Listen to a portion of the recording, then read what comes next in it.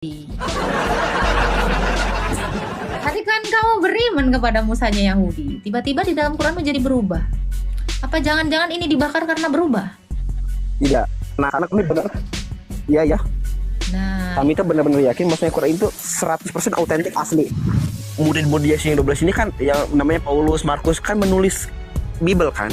Berarti secara tidak langsung bahwasanya Bible itu nggak asli dari Tuhan. kami tidak mengimani ya kitab kami itu kayak modelan Al-Quran yang dicicil. Ada kasus dia ke gap, misalnya ke gap Muhammad ke gap sama babunya lagi berhubungan ya.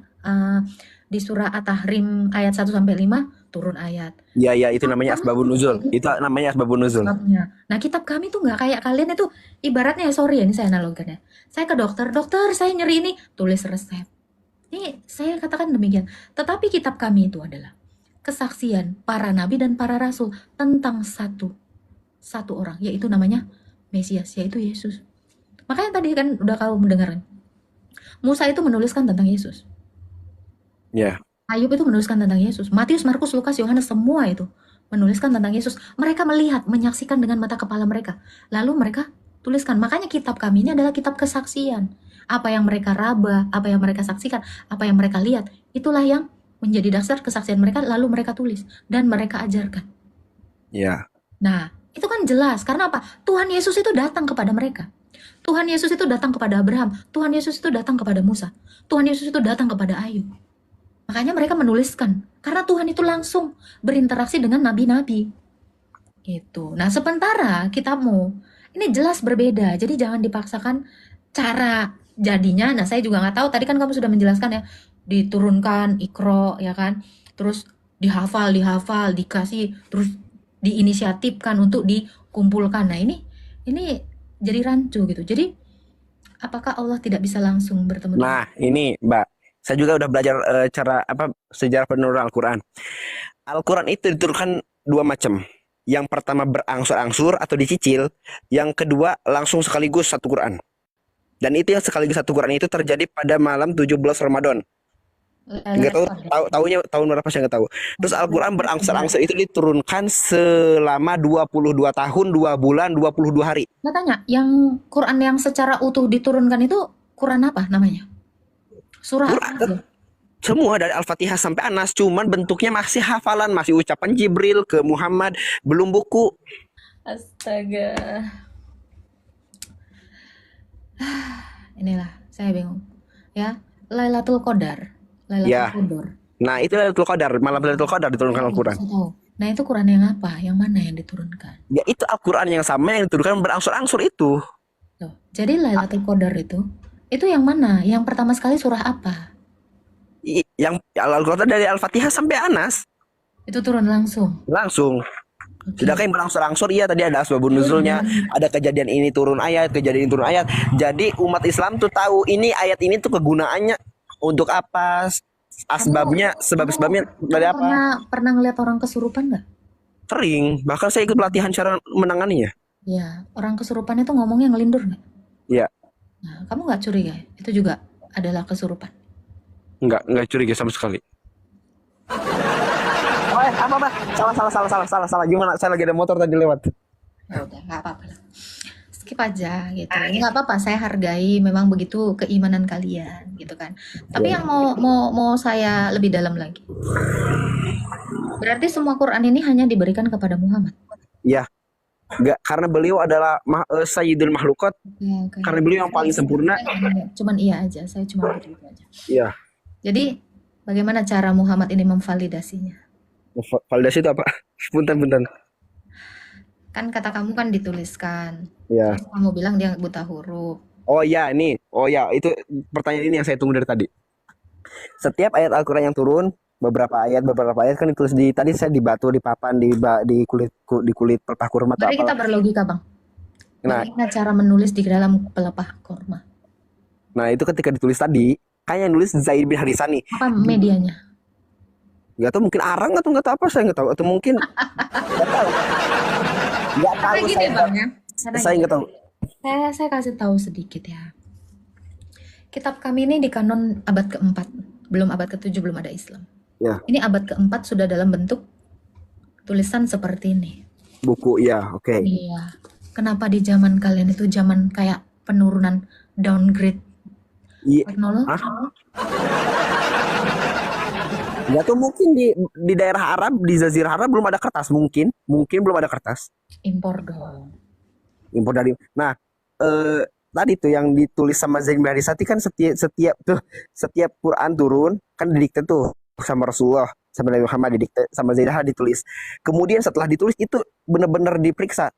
Ini sok baca lagi yang kamu tulis, ngomong Khalisah, dibacakin lagi. Jadi benar-benar kalau benar-benar udah 100% sama valid baru disimpan di ruangan Rasulullah. Nah, itu gitu. Makanya ketika di zaman Abu Bakar ditulis kembali satu buku, itu tuh yang tadi Quran tadi itu dikumpulin semua, yang berupa tulang apa itu dikumpulin, diselarasakan sama hafalan beliau. Hafalan siapa? Apa? Hafalan siapa? Muhammad. Ya hafalan Abu Bakar, hafalan Zaid bin Harithah, Umar bin Khattab, kan mereka semua hafal Quran. Hafal. Jadi sama nggak nih hafalan Umar, Abu Bakar, siapa tadi, Zaid, sama tulisan-tulisan yang tadi tulis tuh sama nggak? Nah, Pertanyaan setelah saya sama, gini. Pertanyaan saya apa? gini. Media apa yang digunakan menulis berulang? Nah, saya nggak tahu kalau di medianya, nggak tahu saya.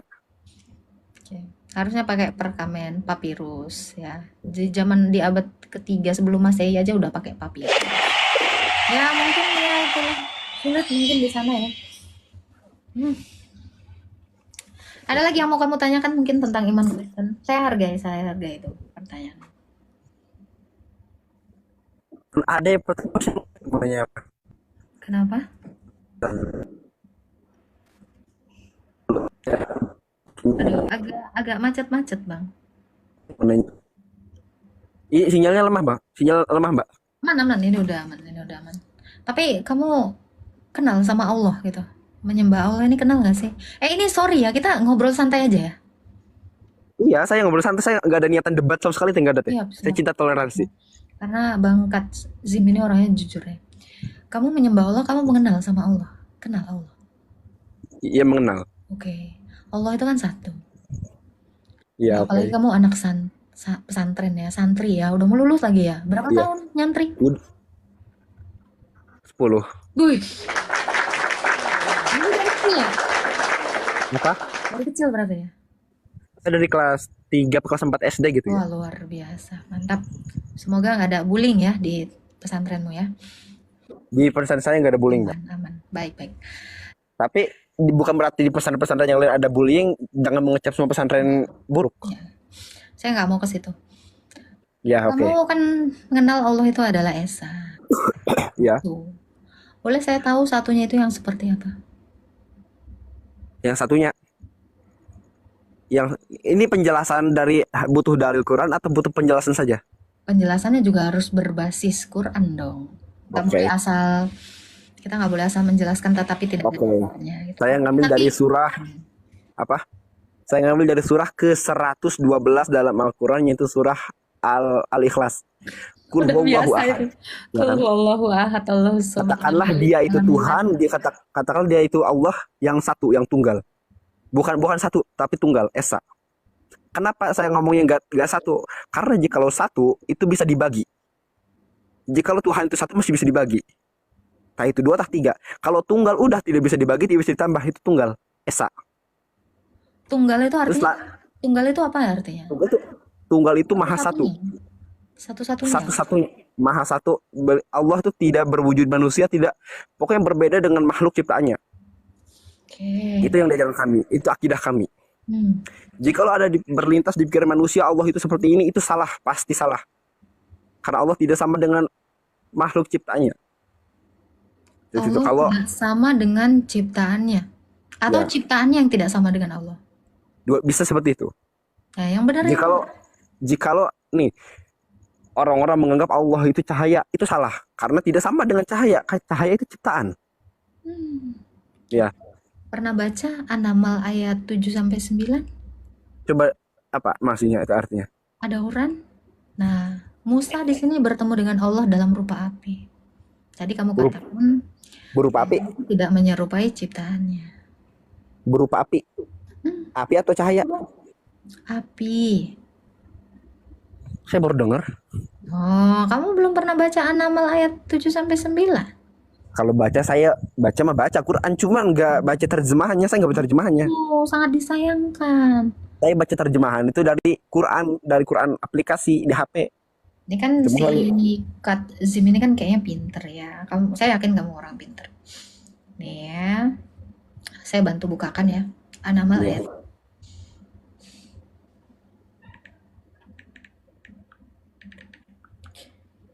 ayat 7 sampai 9.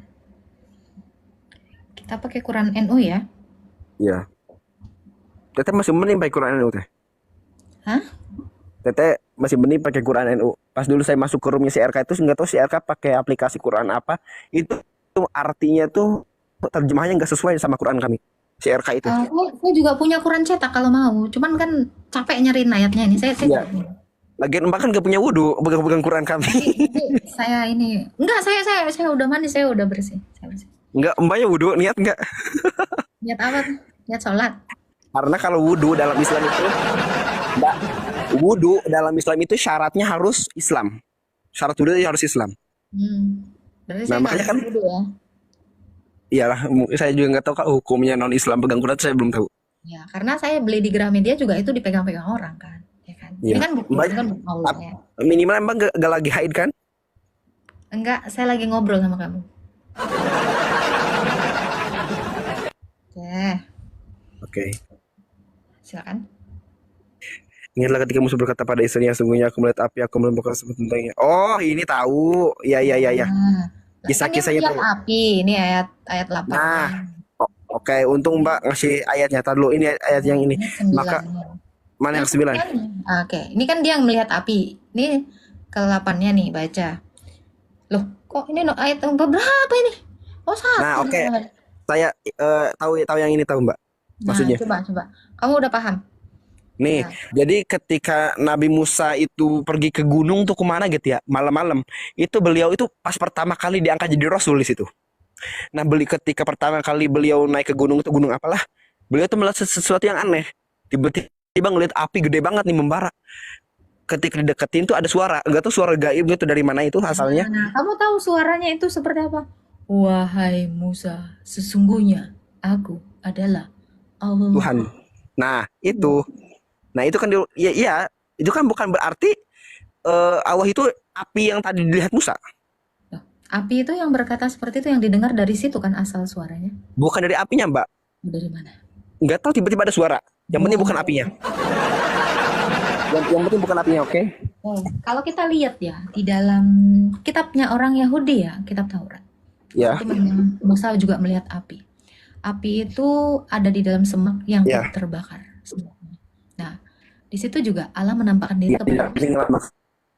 Nah, Allah menampakkan diri dengan Musa dalam rupa api. Itu Yahudi. Ya, itu Yahudi dan Kristen. Itu dia Yahudi bukan Islam. Di Islam tadi nggak ada kalimat. Oke, tadi kamu beriman kepada Musa Yahudi. Tadi kan kamu beriman kepada Musanya Yahudi. Tiba-tiba di dalam Quran menjadi berubah. Apa jangan-jangan ini dibakar karena berubah? Tidak. Nah, karena kami benar. Iya, ya. Nah, Kami tuh benar-benar yakin bahwasanya Quran itu 100% autentik asli. oke, otentik asli walau nggak tahu ya sumbernya dari mana ya.